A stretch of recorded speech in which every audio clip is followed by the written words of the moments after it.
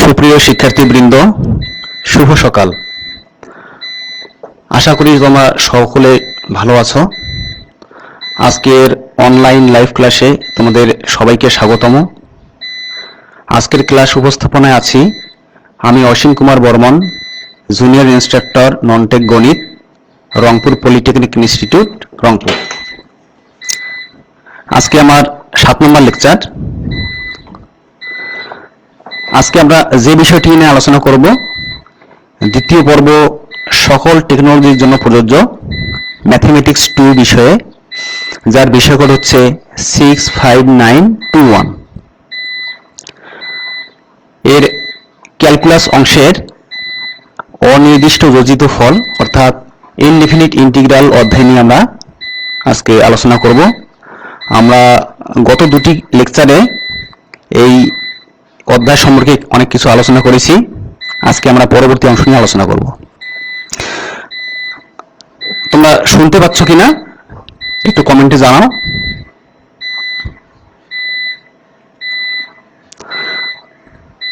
আশা করছি তোমরা সবাই শুনতে পাচ্ছ। তো আজকে আমরা যে বিষয় নিয়ে আলোচনা করব, যোগজ নির্ণয়ের পদ্ধতি, প্রতিস্থাপন পদ্ধতি, অংশন সূত্র এবং আংশিক ভগ্নাংশের ব্যবহার এই সম্পর্কে জানব। প্রতিস্থাপন পদ্ধতি সম্পর্কে আমরা বিস্তারিত আলোচনা করব এবং বিভিন্ন সমস্যা আমরা সমাধান করব। বিভিন্ন সমস্যার মধ্যে সাধারণ কিছু সমস্যা এবং প্রতিস্থাপন পদ্ধতির সাহায্যে কিছু সমস্যা আমরা পর্যায়ক্রমে সমাধান করব। তো চলো যাওয়া যাক মূল বিষয়ে।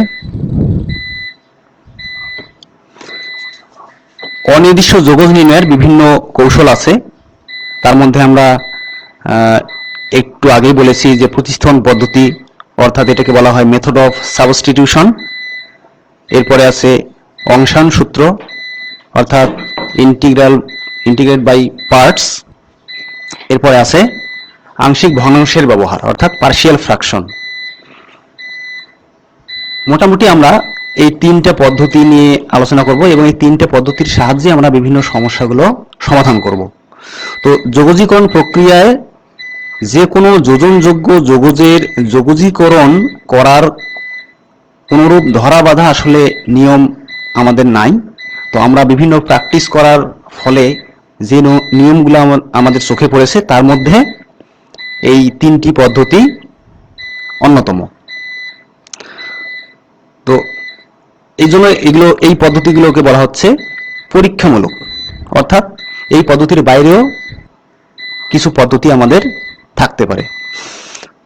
তো আসো যোগজীকরণ প্রক্রিয়ার আমাদের মূল উদ্দেশ্যটা কি।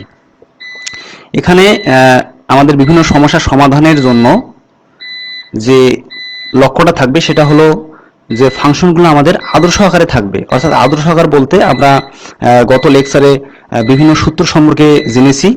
তো ইন্টিগ্রাল ক্যালকুলাসের আমরা যে সূত্রগুলো সম্পর্কে বলছি, সেই সূত্রগুলোর যে আকার ছিল সেই আকারগুলোকে বলা হবে আদর্শ আকার। তো যোগজীকরণ প্রক্রিয়ার মূল উদ্দেশ্য হচ্ছে যে যোজ্য ফাংশনকে আদর্শ আকারে পরিণত করার চেষ্টা করা। অর্থাৎ যদি আদর্শ আকারে দেওয়া না থাকে তাহলে সেই ফাংশনটাকে, যোজ্য ফাংশন বলতে এখানে আমরা যে ফাংশনটার ইন্টিগ্রাল বের করব সেই ফাংশনটাকে বলা হচ্ছে যোজ্য ফাংশন বা ইন্টিগ্রান্ড ফাংশন। তো সেই ফাংশনটাকে আমরা আদর্শ আকারে পরিণত করার চেষ্টা করব, যেভাবেই হোক না কেন। তো এই আদর্শ আকারে পরিণত করার যে বিভিন্ন পদ্ধতি, তার মধ্যে এই প্রতিস্থাপন পদ্ধতি হলো একটা।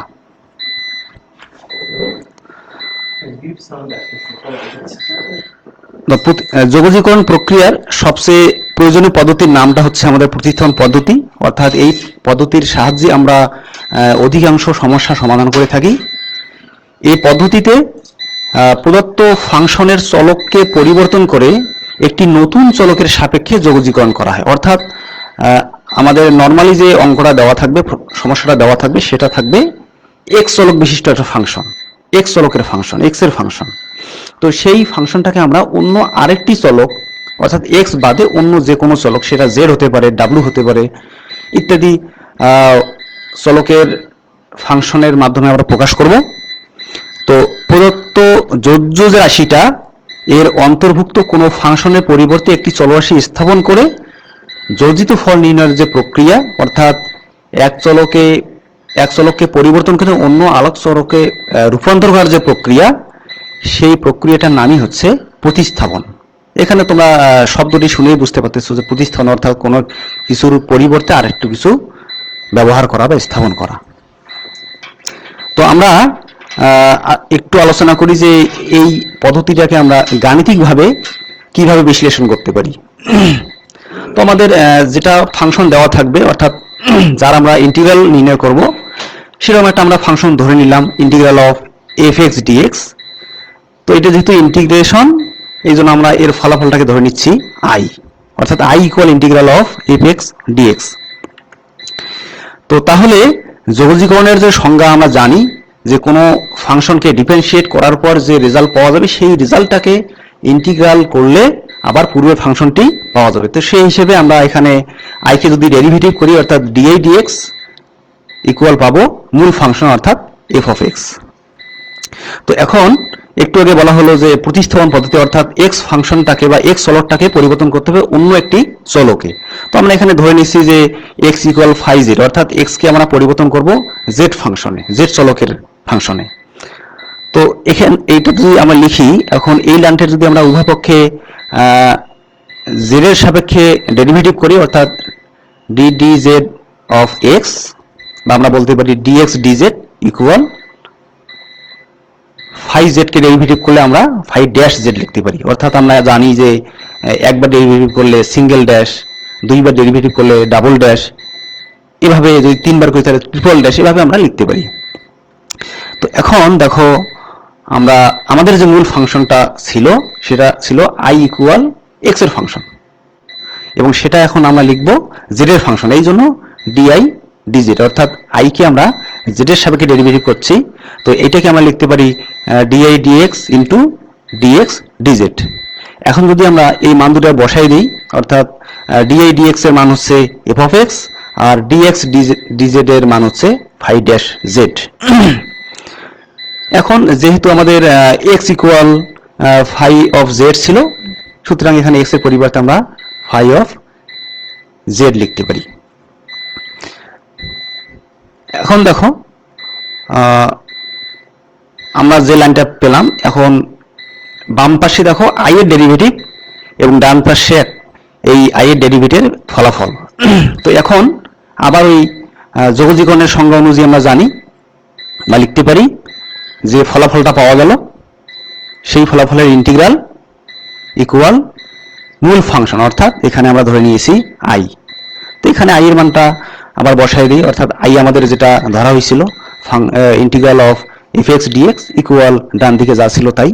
তো এখন দেখো, আমাদের মূল যে ফাংশনটা দেওয়া ছিল ইন্টিগ্রাল অফ f(x) dx, এটা পরিবর্তন হয়ে গেছে z এর ফাংশনে। অর্থাৎ এখানে কোন চলকের সাপেক্ষে ইন্টিগ্রাল করতে হবে সেটা বোঝার একটা সহজ উপায় হচ্ছে, শেষে তোমরা দেখবে যে dx থাকবে, ইনটু অবস্থায় dx। যদি dx হয় তাহলে x এর চলকের সাপেক্ষে, আর যদি dy হয় তাহলে y চলকের সাপেক্ষে, একইভাবে z হলে z চলকের সাপেক্ষে।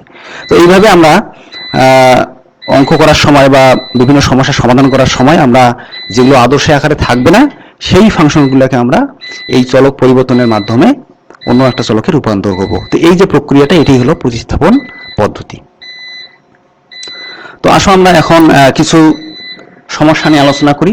আমরা প্রতিস্থাপন পদ্ধতিতে বিভিন্ন সমস্যার সমাধান করার আগে কিছু সাধারণ সমস্যা নিয়ে আলোচনা করব, অর্থাৎ যে সমস্যাগুলা বা যে ফাংশনগুলো আমাদের কি থাকবে, আদর্শ আকারেই দেওয়া থাকবে, এমন ফাংশনগুলো আমরা কিভাবে ইন্টিগ্রাল করতে পারি।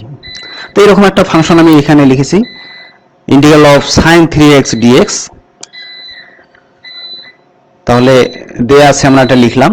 এখন দেখো, এটা sin x, অর্থাৎ এই ফরম্যাটটা কিসের, ইন্টিগ্রাল sin x dx, বা এখানে যদি x চলকের সাপেক্ষে সাথে যদি কোনো ধ্রুব সংখ্যা গুণ অবস্থা থাকে তাহলে আমরা বলি যে sin mx। অর্থাৎ এখানে আমি পাশে দেখো লিখছি যে integral of sin mx dx equal -1/m cos mx plus c। এই সূত্রগুলো আমরা গত ক্লাসে আলোচনা করেছিলাম। তো এখানে সহজভাবে যদি বলা হয় যে চলকের সঙ্গে যে ধ্রুব সংখ্যাটা গুণন অবস্থা থাকবে ইন্টিগ্রাল করার সময় সেই ধ্রুব সংখ্যাটা ভাগ হিসেবে যাবে। যদি এখানে 1 হয় ভাগ 1, 2 হলে 2, 3 হলে 3, অর্থাৎ ধ্রুব সংখ্যা যাই থাকুক না কেন সেই ধ্রুব সংখ্যাটা দ্বারা সবসময় ভাগ হবে। তো তোমরা স্পষ্ট বুঝতেই পারছো যে বাম দিকের যে অংশটা এই আদর্শ আকারের সঙ্গে পুরোপুরি মিল আছে। তো যদি আমরা একটু কম্পেয়ার করে দেখি তাহলে সবই ঠিক আছে, এখানে শুধু m এর পরিবর্তে 3 আছে, অর্থাৎ m এর মান হচ্ছে 3, অর্থাৎ মেইন সূত্র হচ্ছে integral of sin mx dx। তো আমরা জানি যে এই সূত্রটা সমান সমান মাইনাস cos mx, অর্থাৎ m বলতে এখানে 3x ডিভাইডেড বাই m, অর্থাৎ ডিভাইডেড বাই 3 প্লাস c। তো এরকম ছোট ছোট সমস্যাগুলো আমরা এইভাবে সমাধান করতে পারবো। যদি আদর্শ আকারে দেওয়া থাকে তাহলে আমাদের তেমন কোনো কাজ নেই, শুধু সূত্রটা মনে রাখলেই হবে। তোমাদের গত ক্লাসেও বারবার বলছিলাম যে এখানকার সূত্রগুলো হচ্ছে ক্যালকুলাসের প্রাণ, অর্থাৎ সূত্রগুলো মনে থাকলে আমরা ক্যালকুলাসটা একবারে মানে পানির মতো সহজভাবে করতে পারবো। অর্থাৎ আমরা অনেকেই মনে করি যে ক্যালকুলাসটা খুব কঠিন এবং ডিফারেনশিয়াল ক্যালকুলাসের তুলনায় ইন্টিগ্রাল ক্যালকুলাসটা আরো কঠিন। আসলে এগুলো আমাদের মনের একটা ভয়, সুতরাং এই ভয়টাকে জয় করতে হলে তোমাদের এই সূত্রগুলো অবশ্যই ভালোভাবে মনে রাখতে হবে। জাস্ট সূত্রগুলো একটু মনে রাখবে। তো পাশাপাশি আমরা যখন বিভিন্ন সমস্যাগুলো সমাধান করা শিখব তখন আমাদের এই সূত্রগুলো আরো ক্লিয়ার হবে। তো আশা করি তোমরা এই সমস্যাটা বুঝতে পেরেছো। তো এখন আমরা পরবর্তী সমস্যায় যাই। এখানে দেখো integral of dx by 16 plus x square. তো এই অঙ্কগুলো করার সময় তোমাদের একটা জিনিস খেয়াল রাখতে হবে যে তোমরা যে আদর্শ আকারের সূত্রগুলো জানো সেই সূত্রগুলোর কোন সূত্রের চেহারার সঙ্গে এই অঙ্কটার আমার মিল আছে, এই চিনতে পারাটাই হলো এখানে মেইন কাজ। তো এখানে এটাকে আমরা আরেকটু সাজায় লিখতে পারি, অর্থাৎ 16 কে লিখতে পারি 4 স্কোয়ার। অর্থাৎ এই ধরনের যে ফাংশনগুলো দেওয়া থাকে, যদি দেওয়া থাকে আমাদের, তাহলে এখানে যে ধ্রুব সংখ্যাটাই দেওয়া থাকুক না কেন তার আমরা অন্য একটি ধ্রুব সংখ্যার স্কোয়ার হিসেবে লিখব। তো এখন দেখো এখানে এই সমস্যাটা কোন সূত্রের চেহারার সঙ্গে মিল আছে। এই যে দেখো আমরা এই সূত্রটাও আমরা জানি যে integral dx by a square plus x square equal 1 by a into tan inverse x by a plus c। অর্থাৎ এখানে a স্কোয়ার বলতে যে কোনো ধ্রুব সংখ্যার স্কোয়ার, এখানে ধ্রুব সংখ্যা বলতে সেটা পূর্ণ সংখ্যা হতে পারে, ভগ্নাংশ হতে পারে, যে কোনো ধ্রুব সংখ্যা। তো এখানে এটার সঙ্গে যদি কম্পেয়ার করে দেখি তাহলে দেখো এক্স স্কোয়ারের জায়গায় এক্স স্কোয়ার আছে, dx ঠিক আছে, শুধু a স্কোয়ার অর্থাৎ এখানে 4a স্কোয়ার, অর্থাৎ এখানে a এর মানটা হচ্ছে 4।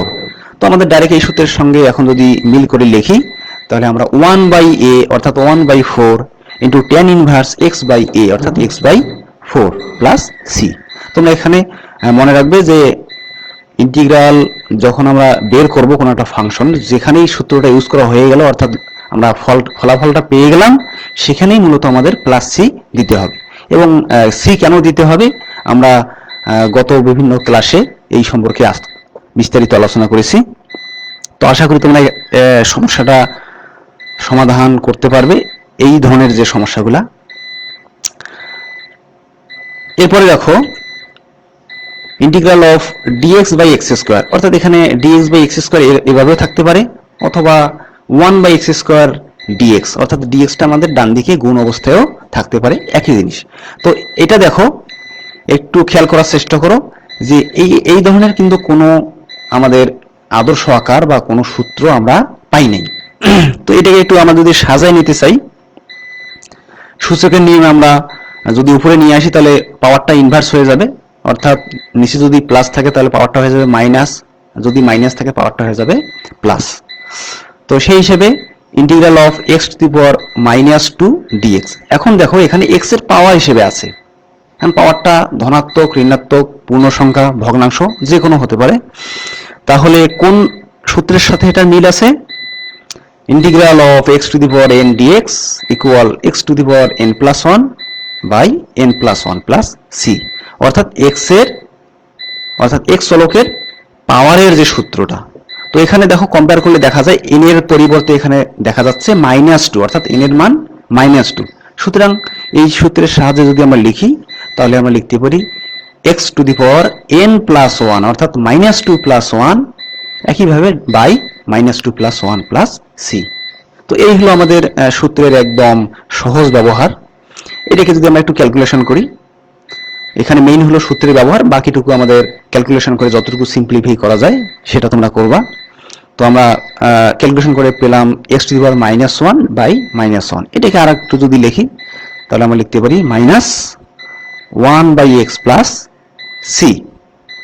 তো এইভাবে x এর পাওয়ার হিসেবে যে কোনো ফাংশন আমাদের ভাগ হিসেবে থাকতে পারে বা গুণ হিসেবে থাকতে পারে।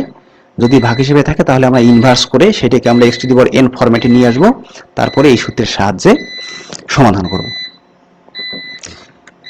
এরপরে দেখো আরেকটা ফাংশন একই ধরনের প্রায়, integral of 2x plus 1 dx। তো আমরা বিভিন্ন বৈশিষ্ট্য যখন পড়েছি যোগজীকরণের, সেখানে তোমরা জেনেছো যে দুই বা ততোধিক ফাংশনের সমষ্টি বা অন্তর্ফল রূপে যদি কোনো ফাংশন থাকে তার ইন্টিগ্রাল বের করার সময় আমরা সেগুলোকে ভাগ করে দিতে পারি। অর্থাৎ ইন্টিগ্রাল অফ এখানে যতগুলো থাকবে এই ইন্টিগ্রাল চিহ্নটাকে আমরা ভাগ করে দিতে পারি। তো ভাগ করে দিলে কিভাবে কি লেখা যায়, যে ইন্টিগ্রাল অফ 2x dx। এবং এখানে একটু মনে রাখতে হবে যে ইন্টিগ্রাল চিহ্ন যখনই বসাবো আমরা, যখন এই চিহ্ন থাকবে তার সাথে অবশ্যই dx থাকবে, অর্থাৎ যে চলকের সাপেক্ষে আমরা করবো সেইটা অবশ্যই থাকতে হবে। অনেক সময় আমরা এটা মিস করে ফেলি। তো integral of 2x dx plus পরের অংশটা হচ্ছে ইন্টিগ্রাল অফ 1 dx। তো এখানে 1 dx 1 লিখতেও পারি, নাও লিখতে পারি, কারণ কোনো কিছু না লিখলেও সেখানে 1 থাকে। তো এখানে একটু দেখলে দেখা যাচ্ছে যে x to the power n dx, এটা একটু আগেই আমরা করলাম, এটা সূত্র আমরা জানি।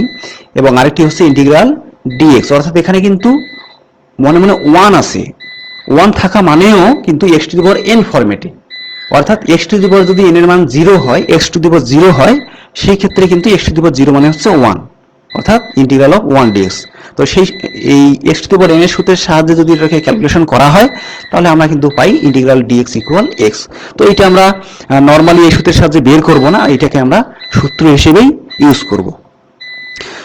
এবং এখানে প্রথম অংশটা একটু দেখো, ইন্টিগ্রাল 2x dx। আমরা জানি যে এই ধরনের সমস্যাগুলোতে বা আমরা বৈশিষ্ট্যে জেনেছি যে কোনো ধ্রুব সংখ্যা যদি থাকে গুণন অবস্থায় ভাগ অবস্থায়, সেটাকে আমরা বাইরে লিখতে পারি, অর্থাৎ তার কোনো পরিবর্তন হয় না। তো সেই হিসেবে আমরা 2টাকে বাইরে লিখতে পারি। তাহলে এখানে থাকতেছে ইন্টিগ্রাল অফ x dx, অর্থাৎ x বলতে x টু দি পাওয়ার 1। তো সেই সূত্রের সাহায্যে লিখতে পারি x to the power 1 plus 1 অর্থাৎ 2, একইভাবে নিচেও 1 প্লাস 1 অর্থাৎ 2, প্লাস ইন্টিগ্রাল dx মানে হচ্ছে x। এবং যখনই ইন্টিগ্রাল হয়ে যাবে তখনই প্লাস c। এখন এই যে প্রথমে 2 2 ক্যান্সেল হচ্ছে, ক্যান্সেল হলে ফাইনালি আমরা পাচ্ছি x square plus x plus c। তো এই ধরনের ছোট ছোট ফাংশনগুলো তোমরা বেশি বেশি প্র্যাকটিস করবে, তাহলেই সূত্রগুলো সম্পর্কে তোমরা ক্লিয়ার হবা। তো আশা করি সমস্যাটা তোমরা বুঝতে পেরেছো। এরপরে আমরা আরেকটি সমস্যা নিয়ে আলোচনা করি। দেখো এটা দেওয়া আছে integral of tan square x dx।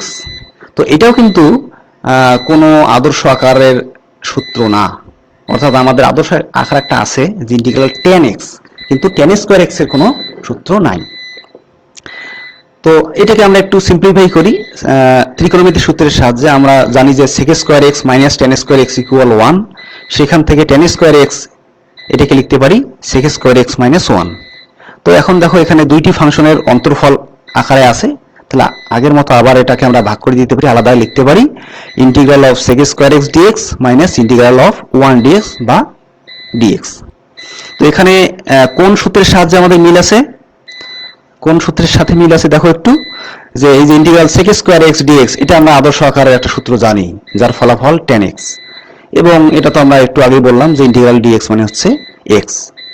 তো ডাইরেক্ট আমাদের আদর্শ আকারের সঙ্গে মিলে গেছে, তাহলে আমরা ডাইরেক্ট লিখতে পারি integral sec square x dx equal tan x minus integral dx equal হচ্ছে x। এবং যখনই ইন্টিগ্রাল হয়ে যাবে তখনই প্লাস c। তো এই হলো মোটামুটি আমাদের ছোট ছোট সমাধান বা ছোট ছোট সূত্রের সাহায্যে বিভিন্ন সমস্যার সমাধান। আশা করি তোমরা ক্লিয়ার হয়েছে ব্যাপারগুলো। এখন আমরা একটা ত্রিকোণমিতিক ফাংশনে সমস্যার সমাধান করব। এখানে দেখো দুইটি ত্রিকোণমিতিক ফাংশন আছে গুণ অবস্থায়, অর্থাৎ একটা হলো cos 4x একটা হলো সাইন 3x। তো আমরা শুধু cos x, integral cos x অথবা শুধু ইন্টিগ্রাল sin x এর সূত্র কিন্তু আমরা জানি, কিন্তু এখানে দুইটি ফাংশনের দুইটি ত্রিকোণমিতিক আলাদা আলাদা ফাংশনের গুণফল হিসেবে আছে। তো সুতরাং এটাকে আমরা একটু সিম্পলিফাই করব। এটাকে আমরা ত্রিকোণমিতির সূত্র নিয়ে আসার জন্য এখানে 2 দ্বারা গুণ করেছি এবং 2 দ্বারা ভাগ করেছি, অর্থাৎ 2 কাটা গেলে আবার আগের অবস্থায় ফিরে যাব। তো এখানে যে অংশটা দেখো 2 cos 4x sin 3x, অর্থাৎ 4x কে যদি আমরা a বলি এবং sin 3x এর এখানে যদি 3x কে b বলি, তাহলে সূত্রটা দাঁড়াচ্ছে এরকম, দেখো আমি লিখলাম যে 2 cos a sin b। এটা তোমরা প্রথম পর্বে শিখেছো। তা 2 cos a sin b মানে আমরা জানি sin a plus b minus sin a minus b, অর্থাৎ এখানে সূত্র অনুযায়ী a বলতে 4x, b বলতে 3x। তো সূত্রের সাহায্যে যদি আমরা লিখি তাহলে বাইরের 5/2 ঠিক থাকলো, sin 4x plus 3x অর্থাৎ sin a plus b minus sin 4x minus 3x। তাহলে এই সূত্রের সাহায্যে আমরা লিখলাম। এখন এটাকে একটু ক্যালকুলেশন করি। 5/2 ঠিক থাকলো, এখানে যোগ করলে হয় 7x আর পরের অংশটাতে বিয়োগ করলে হয় x। তো এটাকে এখন আবার আগের মতো এখানে দুইটি ফাংশনের বিয়োগফল রূপে আছে, এটাকে আমরা আলাদা লিখতে পারি। আলাদা লিখলাম integral sin 7x dx minus integral sin x dx। আবার আমরা এটা তো জানি যে integral sin x dx equal minus cos x, আর যদি x এর সঙ্গে কোনো ধ্রুবক সংখ্যা গুণন থাকে অর্থাৎ mx হয়, তাহলে minus 1/m cos mx plus c। তো প্রথম অংশটা দেখো, এই যে প্রথম যে অংশটা এখানে ইন্টিগ্রাল sin mx, m বলতে 7, তাহলে সূত্র আমরা জানি যে মাইনাস cos mx অর্থাৎ 7x বাই m অর্থাৎ 7। তো এই সূত্রের সাহায্যে আমরা প্রথম অংশটা লিখলাম, আর পরের সূত্রটাও আমাদের ডাইরেক্ট মিল আছে, মাইনাস চিহ্নটা থাকলো। এই যে ইন্টিগ্রাল sin x dx, তো জানি কি ইন্টিগ্রাল sin x dx মানে হচ্ছে মাইনাস cos x, তো সেই মাইনাস এবং এই যে সামনে যে মাইনাস ছিল সেই মাইনাসে প্লাস হয়ে গেল, তাহলে প্লাস cos x, এবং যখনই ইন্টিগ্রাল হয়ে যাবে তখনই প্লাস c। তো এই ধরনের cos এবং sin এর যদি গুণফল আকারে থাকতে পারে, তোমাদের দুইটাই sin এর আকারে, অথবা দুইটাই cos, অথবা প্রথমটা sin পরেরটা cos, অথবা প্রথমটা cos পরেরটা sin। তো এই ধরনের সমস্যাগুলো আমরা এইভাবে সিম্পলিফাই করে তারপরে এইরকম সাইনের সূত্র অথবা কসের সূত্রের সাহায্যে সমাধান করব। তো আশা করি তোমরা বুঝতে পেরেছো।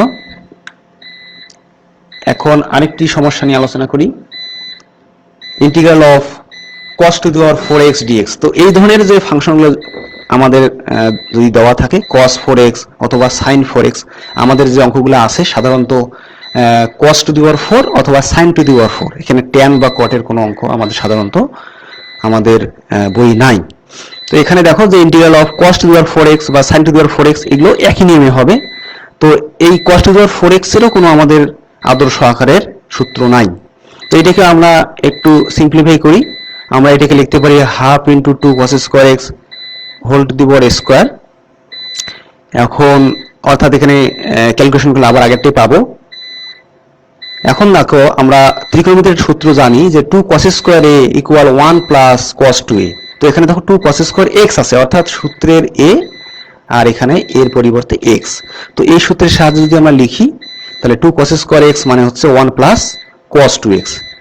এখন পুরোটার উপরে স্কোয়ার আছে, তাহলে আমরা হাফের উপরে যদি স্কোয়ার করি তাহলে 1/4। তো এটাকে আমরা ভিতরেও রাখতে পারি অথবা বাইরেও রাখতে পারি। আমরা সুবিধার জন্য বাইরে নিয়ে আসলাম, এবং বাকি থাকলো 1 plus cos 2x whole square, অর্থাৎ a প্লাস b হোল স্কোয়ারের সাহায্যে ভাঙালে আমরা পাচ্ছি 1 plus 2 cos 2x plus cos square 2x dx। এখন দেখো আবার এই অংশটি যে cos স্কোয়ার 2x, তো এটাকে যদি আমরা আবার সামনে হাফ গুণ করে দিই এবং 2 গুণ করে দিই তাহলে হাফ ঠিক থাকলো, বাকি থাকলো 2 cos স্কোয়ার x। এখানে সূত্র অনুযায়ী a বলতে 2x, তাহলে 1 প্লাস cos 2x অর্থাৎ cos 2 ইন্টু 2x মানে হচ্ছে 4। তাহলে ফাইনালি পেলাম 1 প্লাস cos 4x। এখন আমরা হাফ দ্বারা গুণ করলে এটা পেলাম। এখন দেখো এটিকে যদি আমরা একটু আর একটু ক্যালকুলেশন করি, এই যে হাফ, এখানকার হাফ এবং এখানকার 1 যদি আমরা যোগ করি তাহলে আমরা পাবো 3/2, অর্থাৎ লসাগু করে যদি ক্যালকুলেশন করি তাহলে 3/2 পাবো। বাকি দুটো ফাংশন যা আছে তাই থাকলো। এখন ওই যে আবার একই কথা, এখানে 3টি ফাংশনের যোগফল আকারে আছে, তাহলে সুতরাং ইন্টিগ্রাল চিহ্নটা আমরা আলাদা আলাদা দিতে পারি। তাহলে প্রথমটা হলো 3/2, এই 3/2 আমরা ভিতরে রাখতে পারি বা বাইরেও রাখতে পারি। বাইরে নিলাম আমরা 3/2 ইন্টিগ্রাল, এখানে 1 dx অথবা dx লেখা যায়। একইভাবে পরেরটা 2 integral of cos 2x dx, এরপর অংশটা half integral of cos 4x dx। তো এখানেও কোন কোন সূত্রগুলো সহজে আমাদের করতে হবে দেখো, যে ইন্টিগ্রাল 1 dx এটা আমরা জানি যে x, এবং এটাও আমরা আলোচনা করেছি যে cos integral cos mx dx মানে হচ্ছে 1/m sin mx। তো এখানে প্রথম যে অংশটা এটা হলো ইন্টিগ্রাল dx, তো সেই হিসেবে প্রথম অংশটি x অর্থাৎ 3x/2 পাওয়া গেল। এখানে 2 গুণ অবস্থায় আছে, cos 2x অর্থাৎ cos mx হিসেবে sin 2x/2, অর্থাৎ এখানে ধ্রুব সংখ্যা যা থাকবে সেটা দ্বারা ভাগ। একইভাবে পরেরটা ইন্টিগ্রাল cos 4x মানে হচ্ছে sin 4x/4। এখন এখানে যদি একটু ক্যালকুলেশন করি, এই 2 ক্যান্সেল হবে, থাকলো sin 2x, একইভাবে এখানে 4 দুগুণে 8। তো এই হলো আমাদের এই ধরনের ফাংশনগুলোর সমাধান। এখানে একইভাবে তোমরা সাইনের যে ফাংশনের অঙ্কটি আছে সেটাও তোমরা করবা। আমি শেষে তোমাদের বাড়ির কাজ দেব। এখন দেখো প্রতিস্থাপন পদ্ধতি আমাদের যেটা আলোচনা করছিলাম সেটা আমরা কিভাবে করব। তো এই ধরনের ফাংশনগুলো দেখো চেহারা দেখে বোঝা যাচ্ছে যে এখানে কিন্তু কোনো নির্দিষ্ট আকারে দেওয়া নাই। তো এই ধরনের ফাংশনগুলোতে আমাদের লক্ষ্য করতে হবে যে কোন অংশটাকে, এখানে দেখো দুইটি অংশ লবে একটা আছে, হরে একটা আছে, তো কোন অংশটাকে ডেরিভেটিভ করলে অপর অংশটি পুরোপুরি মিলে যায়। তো এটা করার জন্য এখানে আমরা যদি দেখি তাহলে এখানে দেখো এই যে রুট, হরের মধ্যে রুটের ভিতরে যে অংশটা আছে 1 + tan x, এটাকে আমরা অন্য একটি চলকের মাধ্যমে প্রকাশ করছি, অর্থাৎ প্রতিস্থাপন পদ্ধতির যে আমাদের মূল আলোচনা সেটা। তো এটাকে আমরা z ধরে নিলাম। এখন দেখো জেডটা কার ফাংশন? x এর ফাংশন। তাহলে উভয় পক্ষকে যদি আমরা x এর সাপেক্ষে ডেরিভেটিভ করি, অর্থাৎ d dx of z, আর এখানে হচ্ছে ডান দিকে d dx of 1 + tan x। তো এখানে আমরা জানি যে d dx 1 অর্থাৎ d dx c, অর্থাৎ যে কোনো ধ্রুব সংখ্যার ডেরিভেটিভ হচ্ছে 0, এবং d dx of tan x মানে আমরা জানি sec² x, আমরা ডেরিভেটিভ অধ্যায়গুলোতে শিখেছি এটা ভালোভাবে। তো এখন এটাকে যদি আমরা একটু ক্যালকুলেশন করি তাহলে dz এর মান পাচ্ছি sec² x dx। তো এখন দেখো এই মানগুলো যদি আমরা বাম পাশের অংশে পুট করি, অর্থাৎ এখন দেখো এই যে উপরের অংশটা sec² x এবং সাথে dx, তো আমরা কি পেলাম? এই যে sec² x dx মানে হচ্ছে dz। তো তার পরিবর্তে আমরা z লিখলাম, dz লিখলাম, এবং নিচে রুট ওভার থাকলো, আমরা ধরেছি 1 + tan x সমান z, তো সেই হিসেবে এখানে রুট z। এখন দেখো এটা কিন্তু পুরোপুরি z এর ফাংশনে রূপান্তরিত হয়েছে। তাহলে এখানে কোন সূত্রটা লাগবে? দেখো ইন্টিগ্রাল অফ 1/√x dx, আমরা জানি এটা ইকুয়াল 2√x + c। তো এখানে সূত্রগুলো একটু ভালোভাবে দেখবা যে এখানে সূত্রগুলো আমাদের সবগুলোই থাকবে x এর চলক হিসেবে। আর এখানে দেখো আমাদের যে ফাংশনটা এখন আসছে সেটা হলো z এর সাপেক্ষে। তো সুতরাং ফরম্যাট একই কিন্তু শুধু চলকটা ভিন্ন, তাহলে সুতরাং এই সূত্রটি এখানে কাজে লাগবে। তো এখানে আমরা ফাইনালি ডাইরেক্ট সূত্রটা বসাই দিলে পাবো 2√z, অর্থাৎ এখানে যদি z এর ফাংশন হয় 2√z, যদি w এর ফাংশন হয় তাহলে 2w, এভাবে। এখন ফাইনালি z এর মানটা যদি আমরা আবার বসাই দেই, অর্থাৎ z সমান আমরা ধরেছিলাম 1 + tan x, তো সেই মানটা আমরা এখানে √1 + tan x বসাই দিলাম। তো এইভাবে তোমরা প্রতিস্থাপন পদ্ধতির সাহায্যে যে এই ধরনের যে অঙ্কগুলো সেটা সমাধান করবে। এই সম্পর্কে আমরা বিস্তারিত আরো আলোচনা করব এর পরের ক্লাসে। তো আজকে এ পর্যন্তই। তোমাদের কিছু বাড়ির কাজ থাকবে, এখানে বাড়ির কাজগুলো আমি দিয়েছি। আমরা যে নিয়মগুলো শিখলাম সেই রকম নিয়মের এখানে 7টি প্রবলেম দেওয়া আছে, সেগুলো তোমরা সলভ করে সেশনের খাতায় ওঠাবে বা আলাদা খাতায় তোমরা লিখে রাখবে। তো আজকে এ পর্যন্তই। এই ভিডিওটি পুনরায় দেখতে তোমরা ভিজিট করবে www.skills.gov.bd, অথবা তোমরা যে লিঙ্ক থেকে ডাইরেক্ট লাইভ দেখছো সেখান থেকে ঢুকেও তোমরা দেখতে পারবে। তো আজকে এই পর্যন্তই। পরবর্তী ক্লাসের আমন্ত্রণ জানিয়ে এখানেই শেষ করছি। সকলকে ধন্যবাদ।